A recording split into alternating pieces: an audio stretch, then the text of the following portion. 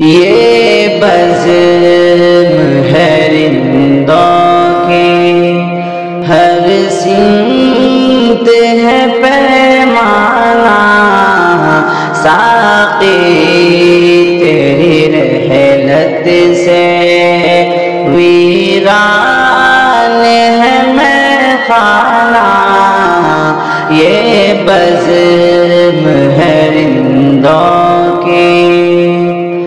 دنیا میں مصیبت کا ہر آنے نیا رخ ہے۔ اس کے بعد اس عظیم ہستی کے انتظار میں لوگ بیٹھے ہوئے ہیں، میں انہیں مدعو کروں گا، لیکن اس سے پہلے میں کچھ کلمات پڑھنا چاہتا ہوں جو کلمات 50 سال تقریباً 100 سال پہلے 50 سال پہلے حضرت مولانا ابوالکلام آزاد رحمۃ اللہ علیہ کی وفات کے اوپر آغا شمس کاشمیری رحمۃ اللہ علیہ نے پڑھا تھا۔ میں بھی اپنے محبوب گرامی حضرت مولانا سید ولی رحمانی صاحب رحمۃ اللہ علیہ کی وفات پر کچھ کلمات پڑھنا چاہتا ہوں۔ میں بڑے ہی ادب و احترام کے ساتھ حضرت قاضی شریعت مفتی امداد اللہ صاحب قاسمی دامت برکاتہ سے گزارش کروں گا کہ ذرا توجہ کیجیے۔ عجب قیامت کا حادثہ ہے، عجب قیامت کا حادثہ ہے کہ اشک ہے آستی نہیں ہے، عجب قیامت کا حادثہ ہے کہ اشک ہے آستی نہیں ہے، زمین کی رونق چلی گئی ہے، افق پہ مہر مبین نہیں ہے، تیری جدائی سے مرنے والے وہ کون ہے جو حزین نہیں ہے، تیری جدائی سے مرنے والے وہ کون ہے جو حزین نہیں ہے، مگر تیری مرگ ناگہاں کا مجھے ابھی تک یقین نہیں ہے۔ اگرچہ حالات کا سفینہ اسیر گرداب ہو چکا ہے، اگرچہ حالات کا سفینہ اسیر گرداب ہو چکا ہے، اگرچہ دھار کے تپیروں سے قافلہ ہوش ہو چکا ہے، اگرچہ قدرت کا ایک شاہکار آخری نیند سو چکا ہے، مگر تیری مرگ ناگہاں کا مجھے ابھی تک یقین نہیں ہے۔ کئی دماغوں کا ایک انسان میں سوچتا ہوں کہاں چلا گیا، کئی دماغوں کا ایک انسان میں سوچتا ہوں کہاں چلا گیا، قلم کی عظمت اجڑ گئی مگر قلم کی عظمت اجڑ گئی ہے، زبان پر زور بیاں گیا ہے، قلم کی عظمت اجڑ گئی ہے، زبان پر زور بیاں گیا ہے، اتر گئے منزلوں کے چہرے، اتر گئے منزلوں کے چہرے، امیر کیا کارواں گیا ہے، مگر تیری مرگ ناگہاں کا مجھے ابھی تک یقین نہیں ہے۔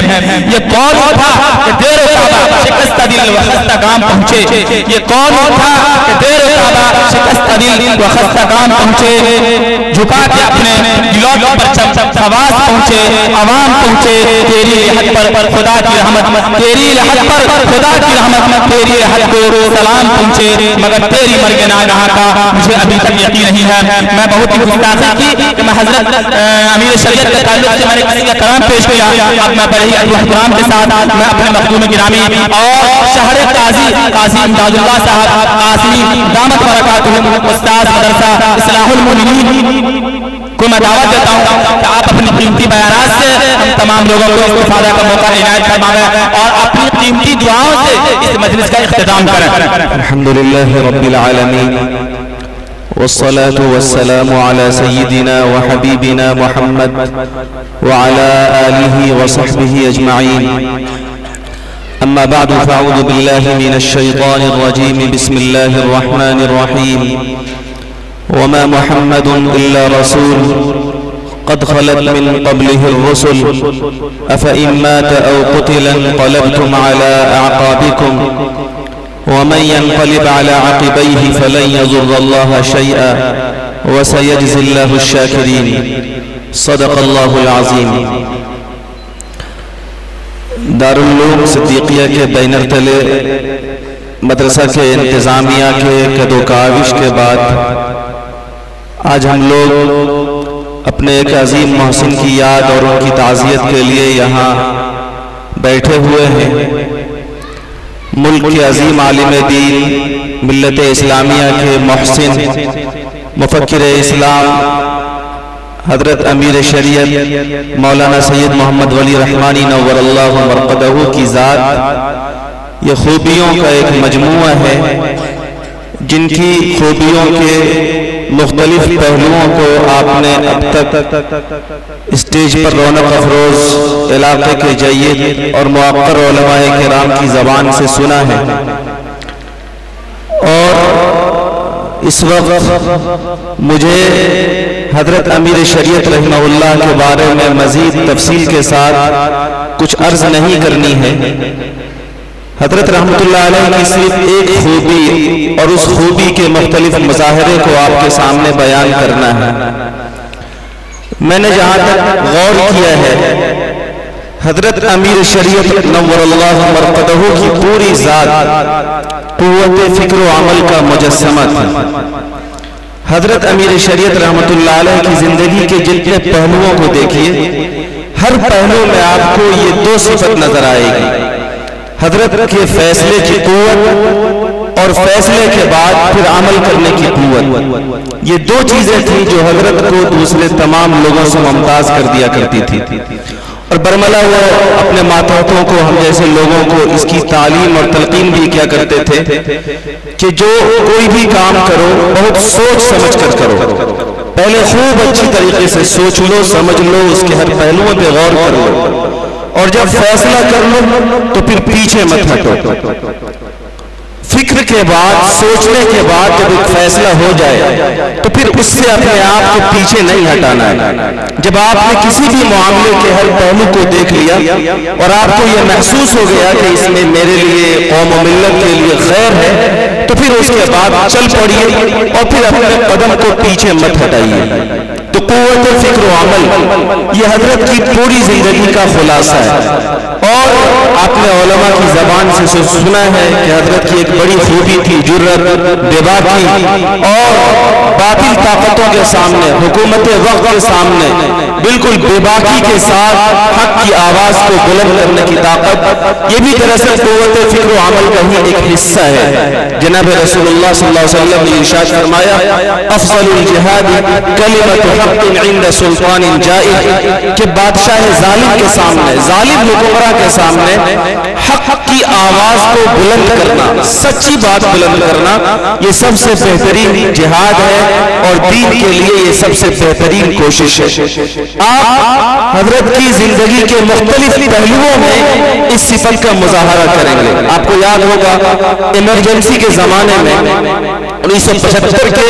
وقت جب زبردستی نسبندی کا ایک قانون نافذ کیا گیا تو اس وقت سب سے پہلی آواز جو اٹھی وہ امارت شرعیہ اور خانقاہ رحمانی منگیر سے اٹھی، اور اس آواز کو اٹھانے میں حضرت امیر شریعت مولانا محمد ولی رحمانی نور اللہ مرقدہ کی طاقت اور ان کی قوت فکر و عمل کار فرما تھی۔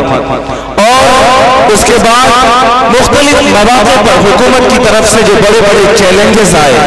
ہر موقع پر آپ نے ملت کے لیے بہت ہی زیادہ سوچ سمجھ کر ایک لائحہ عمل تیار کیا اور امت کو اس منصوبے سے نکالنے کے لیے اور باطل طاقتوں کی اس سازش سے امت کو نکالنے کے لیے ایک زبردست لائحہ عمل پیش کیا۔ آپ کو یاد ہونا چاہیے کہ واجپئی کی حکومت میں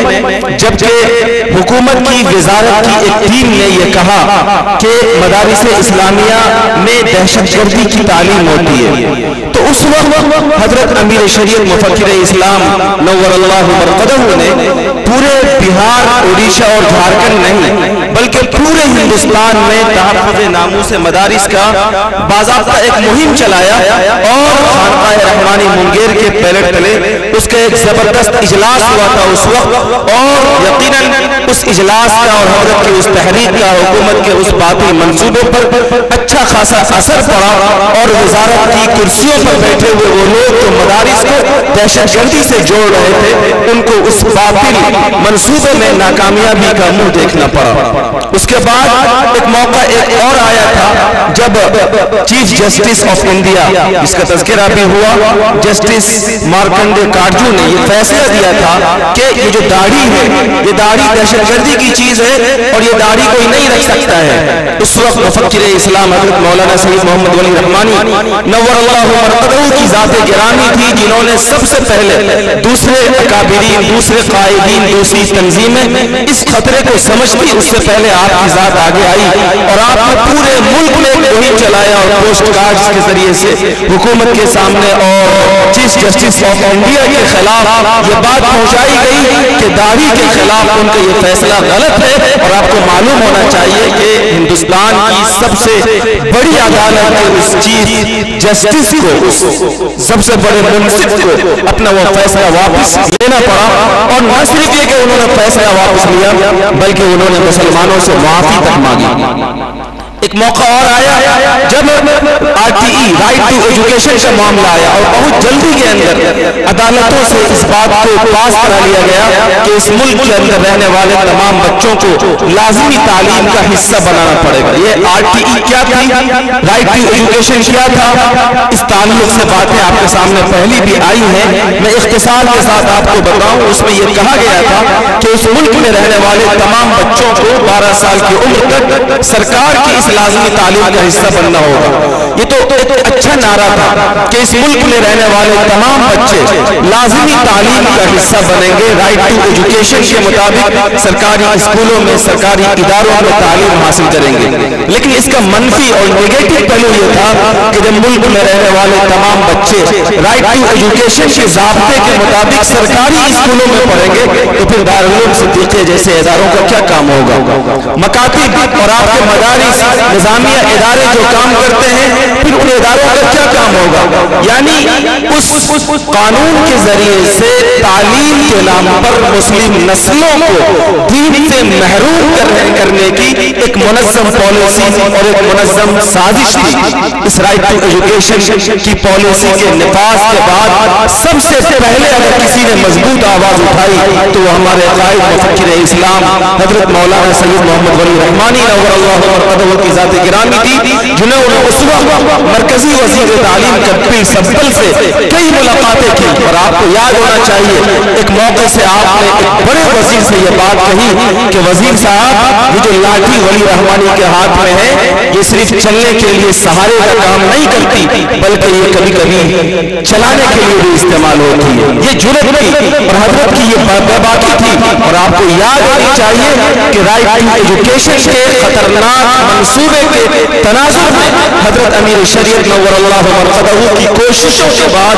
हुकूमत को मजबूर होना पड़ा और हुकूमत ने वक्त में ये कहा कि मदरसों में जो तालीम होती है वो भी इस लाज़िमी तालीम का हिस्सा है, यानी मदारिस की तालीम भी इस राइट टू एजुकेशन का हिस्सा है। और फिर ये खतरनाक मंसूबा जो हुकूमत का और हुकूमत के नशे में चूर होकर मुस्लिम नस्लों से दीन और ईमान के छीनने वालों की जो कोशिश थी उस कोशिश में उनको मुंह देखनी पड़ी। एक और वक्त आया जब आपने अभी हालिया दिनों में NRC और CAA का मामला देखा, पूरे मुल्क में एक अजीब सा कोहराम मच गया, बड़ी बेचैनी मची। हुकूमत ने हमारे ताल्लुक से और इस मुल्क में रहने वाले शहरियों के ताल्लुक से एक रहमो करम का ढोंग रचने के लिए ये कहा कि मुल्क में जो इस वक्त खलबली मची हुई है इस खलबली को कम होना चाहिए और NRC और CAA को लेकर के जो बेचैनी है लोगों में इस बेचैनी को दूर करनी चाहिए। चुनांचे मुल्क के सलामती काउंसिल के जो वजीर हैं, कौन गोयल है, कोई गोयल साहब, उन्होंने एक इजलास बुलाया और आपको याद होना चाहिए कि उस इजलास में NRC और CAA को लेकर सबसे बड़े मुस्लिम कायद को जिनको सरे फहरिस्त रख करके गोयल साहब ने दावत दी थी कि आप मुसलमानों से NRC और CAA को लेकर जो बेचैनी है इस बेचैनी को खत्म करें और उनकी गलतफहमी को खत्म करें। मुफक्किर इस्लाम हजरत मौलाना सैयद मोहम्मद वली रहमानी का नाम सरे फहरिस्त है हुकूमत की निगाह में कि अगर ये हमारे इस प्रोग्राम में आ गए तो यकीनन ये कोहराम और ये बहरान जो इस वक्त पूरे मुल्क में मचा हुआ है वो बहुत खत्म हो जाएगा। अल्लाह ताला हजरत की कब्र को नूर से भर दे। उन्होंने कभी कौम और मिल्लत का सौदा नहीं किया। आपने वजीरे सलामती के उस दावत का न सिर्फ ये कि इनकार किया बल्कि आपने ये कहा और जबान के दोहल कहा कि आप अपने मुंह मियां मुट्ठू मत बनिए, आप अपनी पीठ खुद से मत थपथपाइए। मुल्क में जो बेचैनी है इसको खत्म कीजिए, मुल्क में जो बहरान है इसको खत्म कीजिए। और आपने हुकूमत की उस दावत को ठुकरा दिया। زندگی کے ہر موڑ پر یہ چیز نظر آئے گی کہ حضرت قوم کے لیے، ملک کے لیے، ملت کے لیے بہت دور تک سوچتے تھے، اور سوچنے کے بعد ایک مضبوط فیصلہ لیتے تھے، اور اس مضبوط فیصلے کو نہ صرف یہ کہ ذاتی طور پر زمین پر اتارتے تھے، بلکہ امارت شرعیہ سے جو لوگ تعلق رکھتے ہیں، حضرت مولانا ابوالکلام صاحب کی زبان سے بھی آپ نے سنا کہ 2015 میں حضرت امیر شریعت نامزد ہوئے، اور اس کے بعد امارت شرعیہ کے نظام میں جو ترقی آئی ہے اور افراد کے اندر جو حرکت آئی ہے، یہ ایک انجماعت تھا، جو انجماعت ختم ہوا۔ حضرت جو فیصلے لیتے تھے بہت مضبوطی کے ساتھ وہ یہ چاہتے تھے کہ امارت شرعیہ کا ہر فرد اور اس سے تعلق رکھنے والے تمام نقیب، نائب نقیب جو علاقوں میں پھیلے ہوئے ہیں، وہ پوری قوت کے ساتھ، فکر و عمل کی پوری مضبوطی کے ساتھ میدان میں کود پڑے اور امارت شرعیہ کے اور امیر شریعت کے اس فیصلے کا نفاذ کرے، تاکہ اس ملک کے اندر مسلم قوم اور اسلامی شعائر کی حفاظت ہو۔ امارت شرعیہ میں ابھی حالیہ دنوں میں یہاں تھا، ابھی فروری اور جنوری کے اخیر میں حضرت امیر شریعت 77-78 سال کی عمر میں مختلف بیماریوں کی شکار، اور اس وبائی دور میں آپ نے تقریباً 9-10 مہینے خانقاہ میں گزارے، لیکن ملت میں جو مسائل تھے ان مسائل کی پیشینی میں نے حضرت کو امارت شرعیہ آنے پر مجبور کیا، اور باوجود ہے کہ ان کے صاحبزادگان نے منع کیا کہ حضرت آپ ابھی نہیں جائیں، حالات ابھی بھی اچھے نہیں ہوئے ہیں، لیکن قوم و ملت کا ایک درد تھا، امت کے لیے کوہن تھی کہ 8-9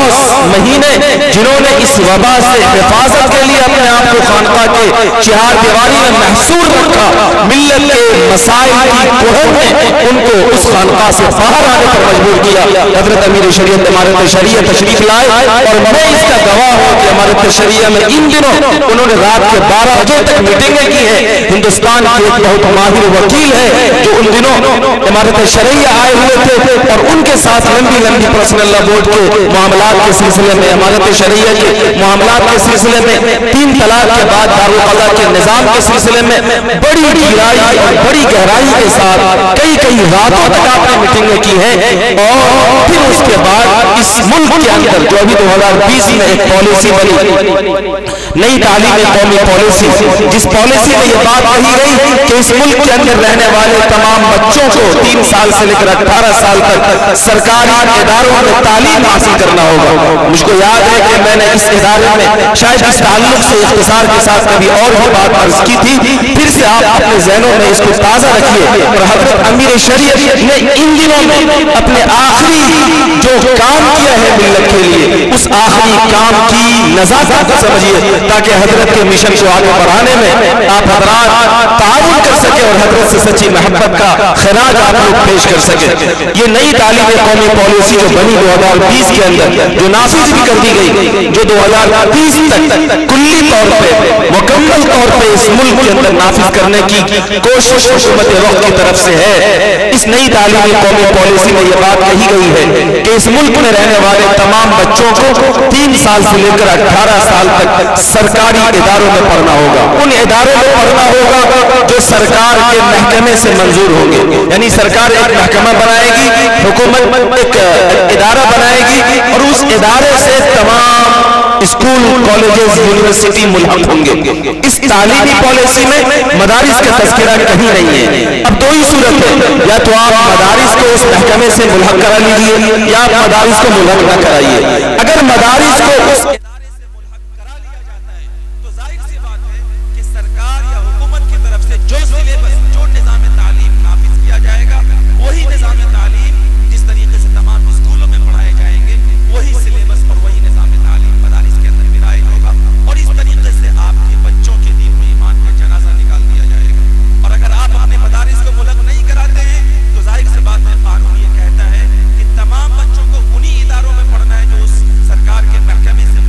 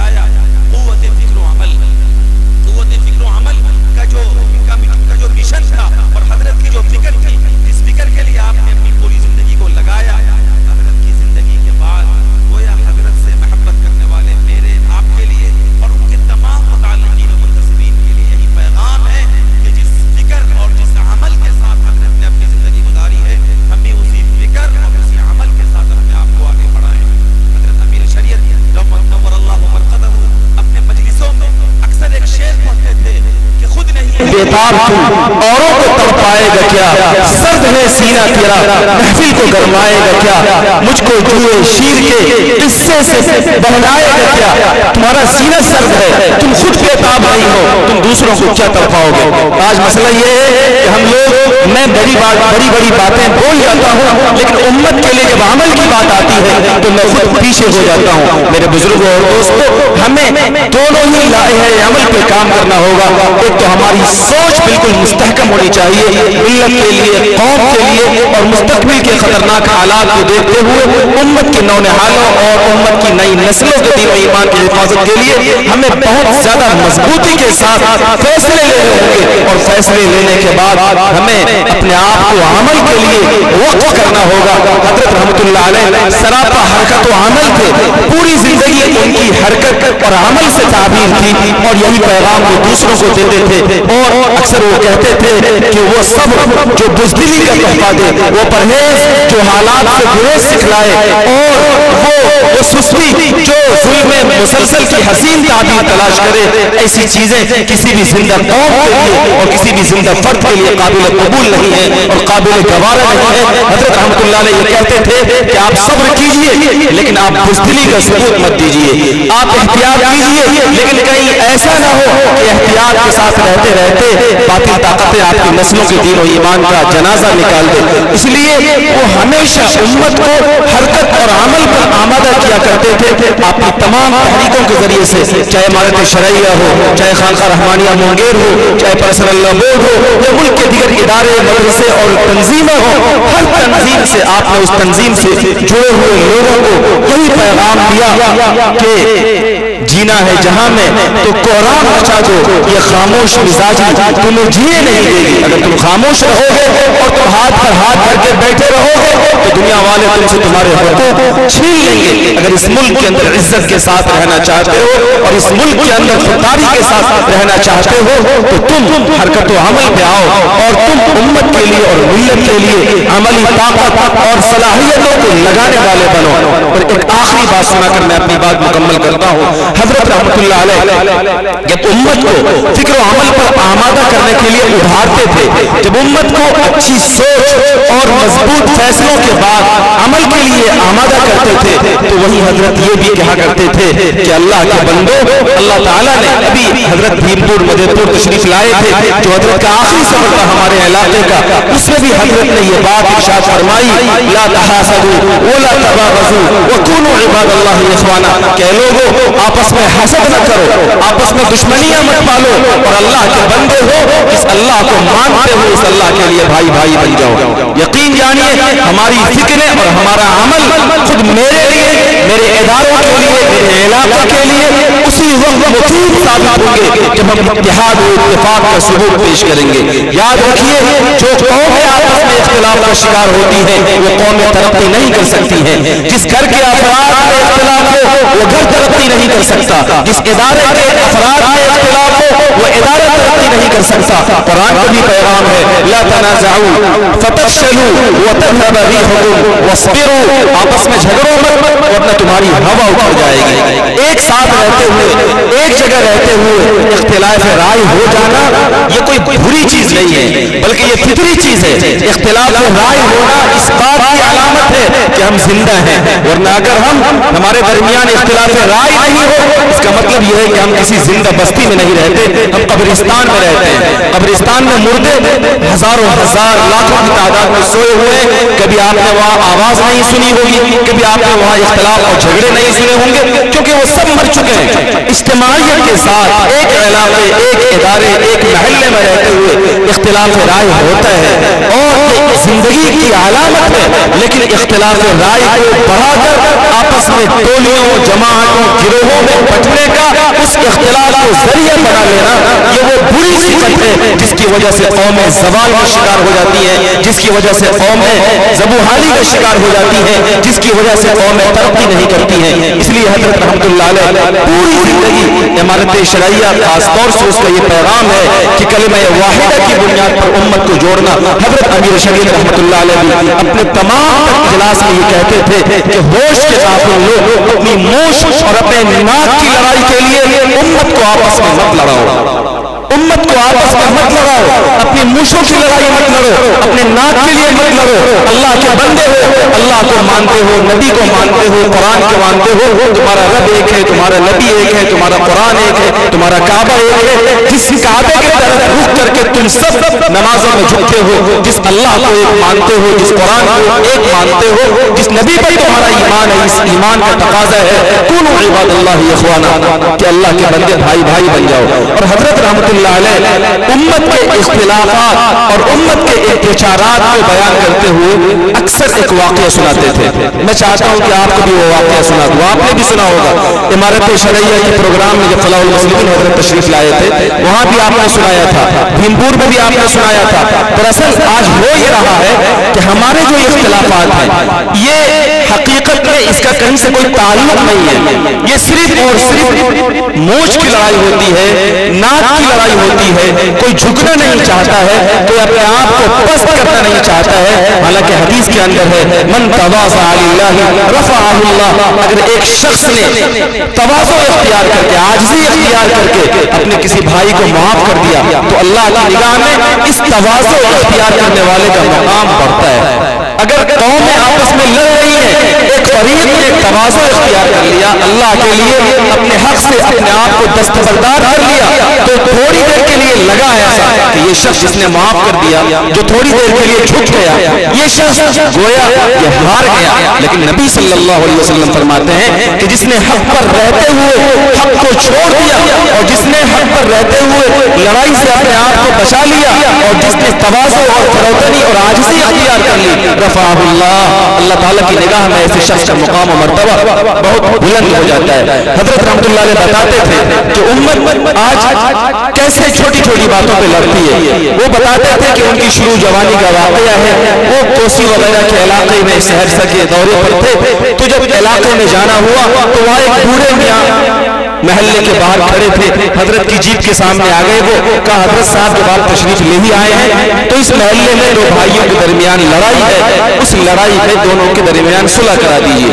दो भाइयों की और दो फरीक की लड़ाई की वजह से पूरे महल्ले का सुकून गारत। और ऐसा ही होता है, महल्ले में दो शख्सों का इख्तिलाफ, दो खानदान का और दो जमातों का इख्तिलाफ बन जाता है, और यूं पूरा महल्ला इंतशार का और इख्तिलाफ का शिकार हो जाता है। तो ऐसे ही उस बूढ़े ने कहा कि पूरे महल्ले का सुकून गारत है, लोग आपस में इख्तिलाफ और टोली के शिकार हैं, आप मिला लीजिए। हजरत रहमतुल्लाह अलैह फरमाते हैं कि मैंने कहा कि ठीक है, मैं कोशिश करूंगा, दिलों को जोड़ने वाली जात तो अल्लाह की है। और हजरत रहमतुल्लाह अलैह ने फौरन मस्जिद का रुख किया, किसी के दरवाजे पर तशरीफ नहीं ले गए, मस्जिद गए, एक शख्स को बुलाया कि यहाँ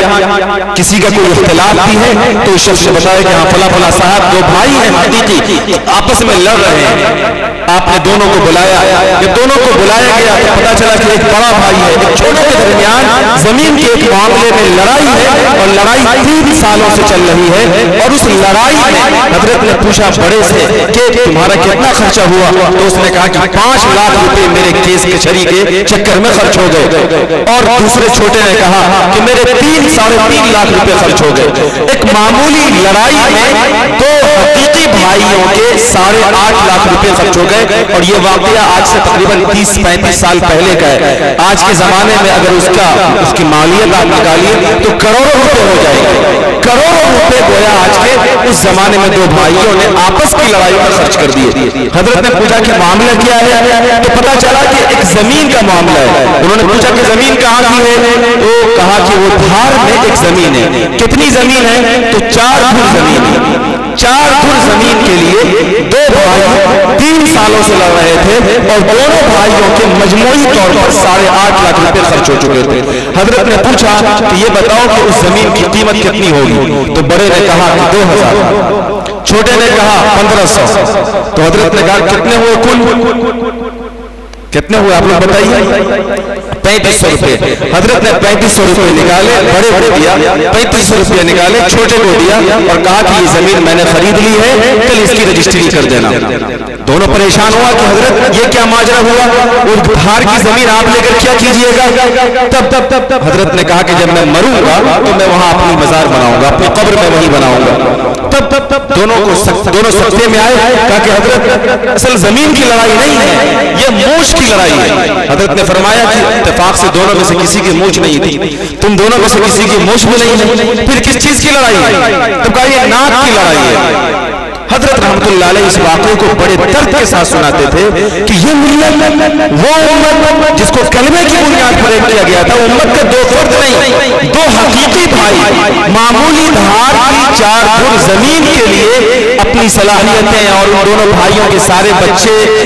शहरों में अपनी फैक्ट्रियों को कामकाज को छोड़कर गांव में पड़े हुए 3 साल से लड़ रहे हैं, अपनी सारी सलाहियतें सारे पैसे उस लड़ाई में खर्च कर रहे हैं। लोगों बताइए क्या आज हमारे मुआशरे में, हमारी सोसाइटी में, हमारे इलाकों में भी ऐसा ही कुछ नहीं हो रहा है? हमारे पैसे, हमारी सलाहियतें, हमारे बोलने की ताकत, हमारे लिखने की ताकत, हमारी जवानी की ताकत, हमारे बुढ़ापे की एनर्जी, हमारी वो जिंदगी जो अल्लाह की एक अमानत है, ये सारी सलाहियतें अगर लग रही हैं तो वो आपस में लड़ने में, झगड़ने में मुख्तलिफ बुनियादों पर टूट के हम शिकार हैं। और नतीजा ये है कि हमारी वो सलाहियतें जो मिल्ली कामों में लग सकती थी, हमारी वो सलाहियतें आपस के झगड़ों की नजर होती है। और वो उम्मत जिसे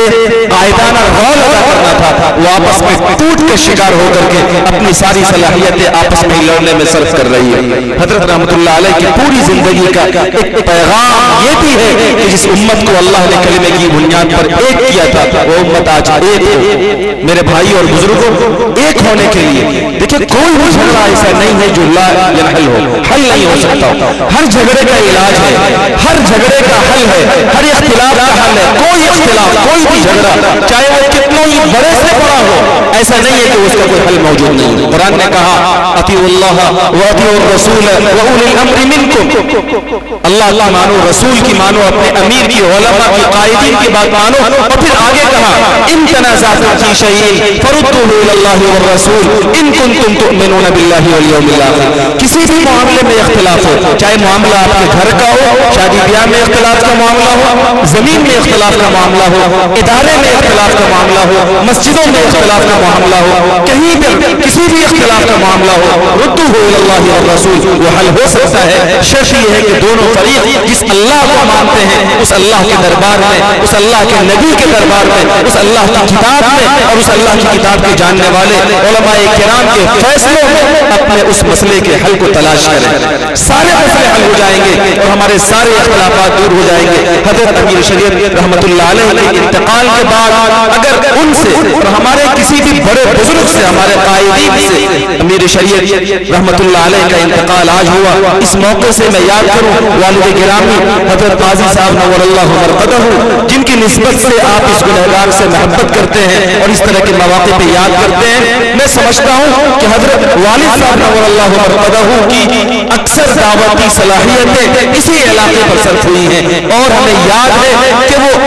आपसी तनाज़ुआत, आपसी इख्तिलाफात, आपसी झगड़ों पर बहुत टूटते थे और अपनी निजी महफिलों में भी इन चीजों का तज़किरा करते थे। कहीं पर कोई इख्तिलाफ होता था, इलाके के जिम्मेदारों को फोन करते थे। एक इदारे का इख्तिलाफ था पड़ोस के महल्ले में, मुझे याद है कि रात की नींद उसकी कुर्बान थी और देर रात तक फोन के जरिए से मुख्तलिफ जिम्मेदारों को मुतनब्बह करते रहे और उनको उनकी जिम्मेदारियों का एहसास दिलाते रहे। बोर्ड के मदरसे की एक बड़ी लड़ाई उनकी दानिशमंदी और रात को उनकी कुरान और फिक्र से दूर हुई। हमारे जो ये कायदीन है, हमारे जो ये बुजुर्गान दीन है, हमारे जो अकाबिरीन है, जो दुनिया से गए, जो हमारे लिए तड़पते थे, टूटते थे, उनकी पूरी जिंदगियों का हासिल और दावती असमार का खुलासा यही है कि ये उम्मत एक हो। जब एक होगी तो यकीनन हमारी सलाहियतें हमारे इदारों के लिए लगेगी। दारुल सिद्दीकिया जो आज काम कर रहा है, मदरसा इस्लामिया जो एक बड़ा और मशहूर इदारा है जो यहाँ काम कर रहा है, हर इलाके में इस तरह के इदारे हैं। जरूरत है कि आपसी इंतशार को भुला करके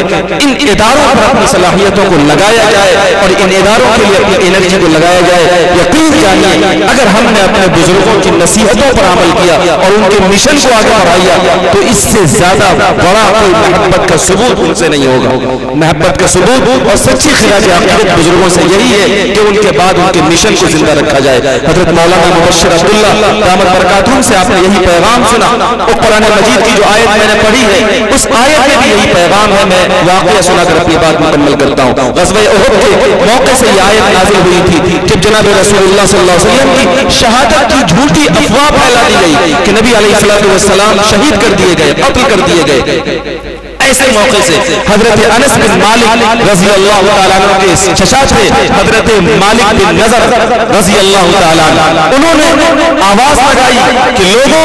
اگر یہ افواہ سچی ہے اور یہ خبر سچی ہے کہ ہمارے آقا جناب محمد الرسول اللہ صلی اللہ علیہ وسلم شہید ہو گئے اور انتقال ہو گئے، تو سنو جناب محمد الرسول اللہ صلی اللہ علیہ وسلم کے انتقال کے بعد ہمیں اس دنیا کے اندر زندہ رہنے کا کیا مطلب؟ جب آپ چلے گئے تو پھر ہم زندہ رہ کر کیا کریں؟ تم بھی اس مشن پر اور اس کام پر اپنی زندگیوں کو لگا دو جس کام کے لیے جناب رسول اللہ صلی اللہ علیہ وسلم شہید ہو گئے، اور پھر کفار کے اس بھیڑ میں چلے گئے اور پھر اپنی جان اللہ تعالیٰ کے حوالے کر دی۔ میرے بزرگوں، حضرت امیر شہید رحمۃ اللہ علیہ چلے گئے، ان کے بعد ان سے محبت کی یہ دلیل ہے اور ان سے محبت کا یہ خراج ہے، اور اپنے بزرگان دین جن سے ہم محبت کرتے ہیں، جو جن کا سایہ اب ہمارے سروں پر نہیں ہے، ان سے سچی عقیدت کا یہ تقاضا ہے کہ ان کے بعد ہم ان کے مشن کو آگے لے کر چلے، ان کے کام کو آگے بڑھائیں۔ عمارت شرعیہ جو ہماری وحدت کا پلیٹ فارم ہے، ہم عمارت شرعیہ سے مضبوطی کے ساتھ جڑے۔ مسلم پرسنل لا بورڈ کی اسٹیج سے ہمارے اکابرین کے جو پیغام آئے،